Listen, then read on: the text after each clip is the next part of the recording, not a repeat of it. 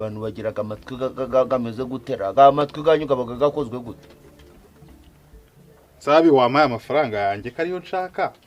nkagwa televiziyo wampaye kiriya gipfu nawe ukakijyana ni ingwate ngendi banke ku buryo nguri fata amafaranga wowe ubwawe narakubwiye ntinguza amafaranga ukamwe mu gihe nta ngwate mfite nta mafaranga wanguza nge navuze ijambo nguza nyine ninje wari kubwiye niwe wari imwe ninje wari kubwiye nyine nyambo muraho muri mu biki nyambo sabura muzi ntumuzi sabi twarahuye mvuye wanjye